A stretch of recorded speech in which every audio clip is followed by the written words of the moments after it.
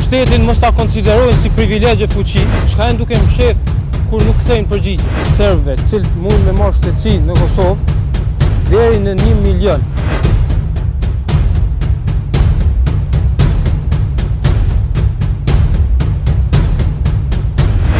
Ne kemi informata që një numër shumë i madh i konsiderueshëm i serbëve se kanë aplikuar për me marrë shtetësi.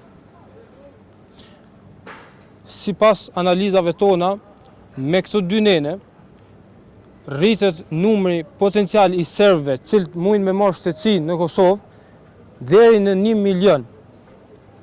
Dhe nëse janë 1 milion persona serbë cilët mundin me marrë shtetësi në Kosovës, atëherë çfarë kuptimi kanë këtë viktimat e luftës në këtë vend? Që e kanë dhënë jetën për me i largu, edhe tash me i kthy prapë në paqe. Ne kemi reagu direkt tek Ministria e Punëve të Brendshme, edhe kemi kërku prej ministrisë një pyetje shumë thjeshtë, me na tregu numrin e saktë të aplikuesve serb për me fitu shtetësinë e Kosovës. Fatkeqësisht i kanë te i kalu krejt afatet ligjore.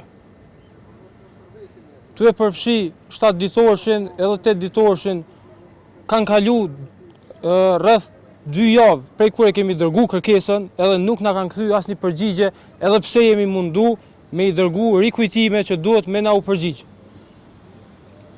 Na kanë detyru me kalu prej pyetjes se sa serb kanë apliku për me fitu shtetësinë e Kosovës në pyetjen se çka janë duke mshef.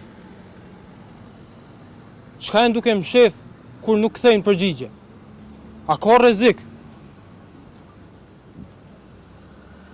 Na kemi kërku diçka që e kemi me drejt, cila është çështja në dokumente publike, sepse dokumentet publike janë publike e nuk janë private.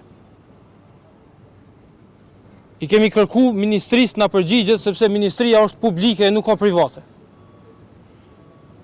Edhe kemi ardhur sot këtu me një aktivitet simbolik për me i tregu gjithë atyre që e kanë pushtetin, e gjithë atyre që mundin me marrë pushtetin pas tyre, që pushtetin mos ta konsiderojnë si privilegje fuqi, po ta konsiderojnë si përgjegjësi, e përgjegjësi ndaj neve, ndaj çdo qytetari që e meriton me ditë të vërtetën këtë vend.